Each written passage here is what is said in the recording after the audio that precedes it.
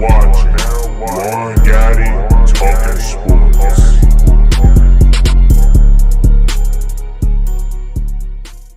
YouTube, what's going on? It's Juan Gotti here. We under the Washington football team video, and in today's video, I'm coming here to talk about what should we expect and what will Scott Turner look like in year 2. So without further ado, let's get straight into today's video. But before we do, make sure to go down below, leave a like on this video, subscribe if you're new, and turn on post notifications so you get notified when I upload a video about the NFL, in this case our Washington football team.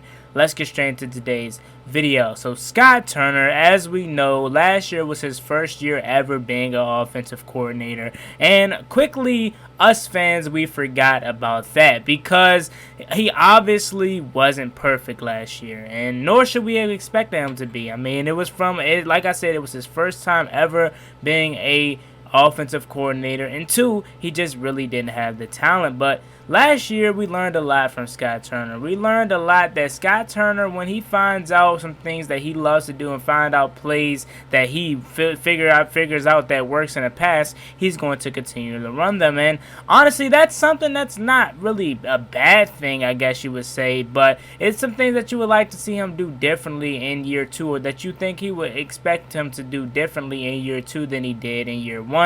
Like I said again, that last year was his first year ever coaching or being an offensive coordinator in the National Football League full-time. Now, you guys remember 2019 for the Carolina Panthers, he took over at the end of the season for his father, Norv Turner, and he had some experience there. But last year, it was his first time getting a full-time gig. Remember, he was brought on by Ron Rivera, and now in year 2, I expect a big leap from Scott Turner, because although, like I said, he had some questionable calls, he did show some promise as a young offensive coordinator. And now with him having nearly as much talent than he did last year, and not having nearly as much talent as he does now, I expect big things out of Scott Turner. I mean, this guy showed a lot of flashes of what he can do with players like Antonio Gandy Golden, Cam Sims. Now you have players like De'Ami Brown, and no offense to Cam Sims or AGG, because I do think these are talented young players, but now you have players like De'Ami, you have obviously Terry McLaurin, now you're adding Curtis Samuel to the mix, and you have Antonio Gibson coming back for his second year. Then you have J.D. McKissick coming back, and you also added Jarrett Patterson. So you have a lot of young, explosive guys, and now I really do think this year we're going to actually get to see Scott Turner's offense ran correctly, because last year, not only did he have not that much talent on the offensive side of the ball, he had no quarterback, really. I mean, he started off the season with Dwayne Haskins, who we know is incapable of running. He doesn't really have any wheels. I mean, he showed it a little bit last year, but let's be real, he's still slow as dirt. So he wasn't able to show that vertical passing offense, or that vertical offense that he likes to run. He wasn't able to really run the air choreo to perfection, or at least to how he wanted it, because he was always held back from his quarterbacks, from Dwayne Haskins to then Kyle Allen to then Alex Smith, and then to Taylor Heineke. Like I said, Kyle Allen and Taylor Heineke were the 2 quarterbacks who were able to run that playbook to a perfection when he did show them,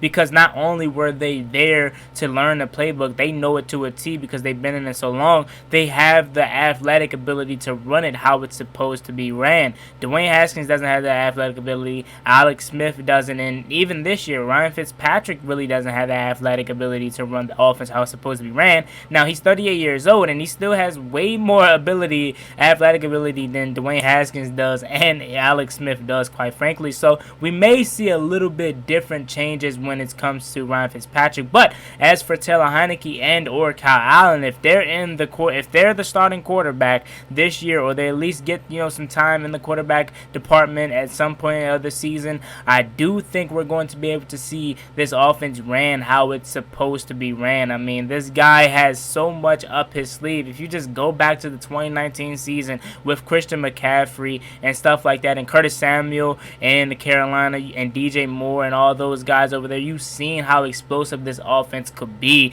and that's the potential that we can reach as long as we have the weapons and as long as we have the quarterback. And now that I do think we have that here in Washington, Scott Turner is going to be in for a big year. Now, like I said, Scott Turner isn't perfect. We know we have multiple games like the Steelers game, like the 49ers game, like the Tampa Bay game too at some phases. And you've seen him just being able to make boneheaded mistakes and boneheaded play calls, like that Pittsburgh game for an example, when he just refuses to run it in until we got bailed out by TJ Watt on that holding penalty, and then we ran it in the very next play where he could have just, did that from the start. You remember 3 straight plays he came out in shotgun formation on the 1-yard line. So it's stuff like that that really pisses you off about Scott Turner, but at the same time, he's a rookie offensive coordinator, so we quickly forgot that, and that's no fault of us because we want to see perfection. We want to see things done. So we us as fans, we tend to forget all the other stuff that's going on. We're like, man, we just want to see things result in wins, and obviously that's what we're here to do, is win. And Scott Turner, we like I said, it went to the back of our minds that he was a rookie offensive coordinator. This was his first time, and you could see at times he would get overwhelmed with his play calling. But hopefully this year, with him having a full offseason to establish what he wants to do, install some new plays and whatnot, since we have new weapons and have familiar faces, so now the play calling is even going to be more open because you have guys like Curtis Samuel, you have Taylor Heineke, who could possibly be a starter, and even Fitzpatrick, even though he's new and he still has to learn the playbook. I'm pretty sure he knows a little bit of it, so his play calling ability is going to get more comfortable. As you've seen last year with guys like Dwayne Haskins, he really wasn't comfortable calling the plays how he wants to call them, because not only is he going to be like, hey, I don't know if you can run this because I don't know if you're going to remember the play, because you remember Dwayne Haskins, he really couldn't remember the playbook. You know what I'm saying? That's why he had to wear that thing on his arm versus Seattle. Still really didn't work out for him, but you know what I mean. With Dwayne Haskins, he couldn't call as much plays as he wanted to because he had to keep it simplified for the young fella. Now, when he has guys like Taylor Heineke and Kyle Allen and even Fitzpatrick, he can now open up the playbook to see how he wants it, because he has the talent on the outside in Terry and Curtis that he knows very well, and he has a quarterback that can operate. That's the biggest thing that Washington is still missing to this day. Even with Taylor Heineke or Ryan Fitzpatrick, we don't have that quarterback that can operate it to a T. Yeah, Ryan Fitzpatrick may give you some games where he's looking phenomenal, but on the other token, he will give you some games where he's looking terrible and throw 3 to 4 interceptions. With Taylor Heineke, it's just not that much out there, and that could be good for Washington, also bad, because we know that he has the ability to run this offense and he can do it to a T, but it's not that much out there.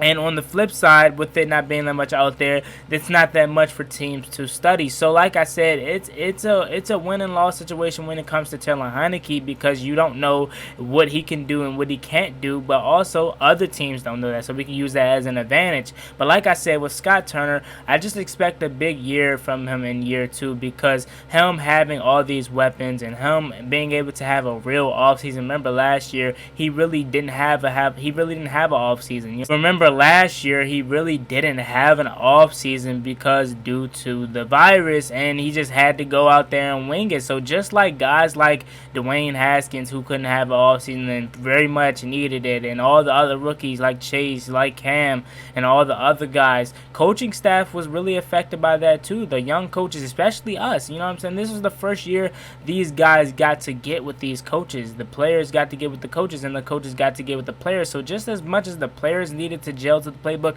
the coaching staff needed to gel with the players, and they really didn't get to do that at all last year. They had to do it on the fly. Now this year, we have OTAs, we have mini camps, we're going to have a training camp, we're going to have a preseason. You guys don't understand how important, well, I'm not going to say you guys don't, because I'm pretty sure there are people out there that do it, but some people don't understand how important preseason is. Trust me, I know preseason is boring. It's very boring, but as when you don't have it for a year, you really want it. You really realize how much you're going to miss it and how much you missed it. So now with him getting all that and getting the proper offseason to prepare, I really just think he's going to have some big moments here in Washington, like the play versus the Dallas Cowboys where he schemed up for Terry McLaurin to blow by Trayvon Diggs. He did that, you know what I'm saying? That was his play call, and it was a great play call. And then plays like where the Cam Sims play versus the Pittsburgh Steelers, getting one-on-one coverage, and it was a great catch by Cam Sims. But you've seen plays like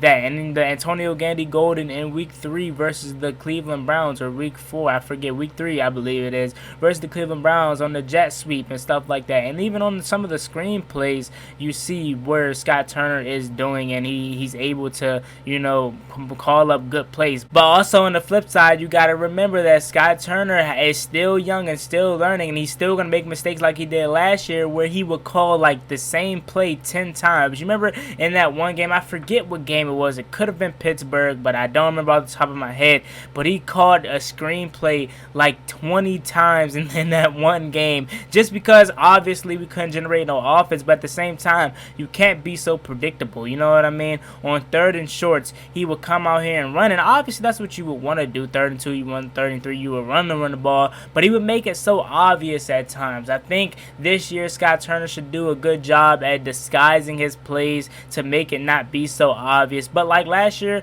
we were really predictable. I would remember, and you guys can go back yourselves and look at some of my streams, because I streamed every single game. I literally sat there and called out some of the plays we were going to do before it even happened, just because it looked so predictable. But then you also have the games like where you have that one play, I forget what it's called, I think it's like the annexation of Puerto Rico. I don't remember that play, but the trick play that we did versus the Cowboys that resulted in a big gain, and then the Logan Thomas throw to Terry McLaurin. So you see the difference and the explosion and the creativity that Scott Turner could provide for us if he can just do that on a consistent basis. And now having a phenomenal talent on this offensive side of the ball, not just having to rely on Terry McLaurin and Antonio Gibson and Logan Thomas, you now have more weapons.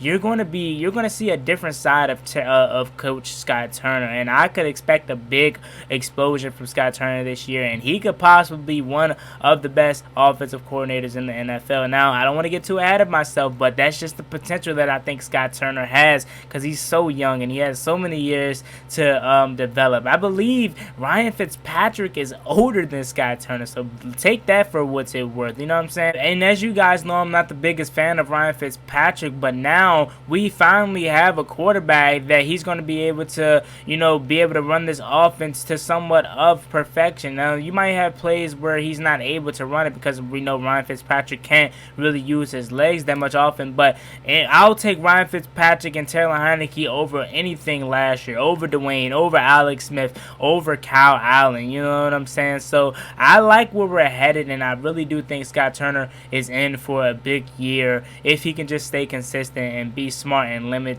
the dumb play calls. So yeah, man, it's me and boy Juan Gotti. I just wanted to come on here quickly to talk about what should we expect from Scott Turner in 2021. A big year 2 for Scott Turner in my opinion. So without further ado, it's me and boy Juan Gotti. Like, comment, subscribe, hail to the Washington football team. Let me know what you guys think about this video down below. We're so close to 3,000 subscribers. I know we can get there in no time if you guys support.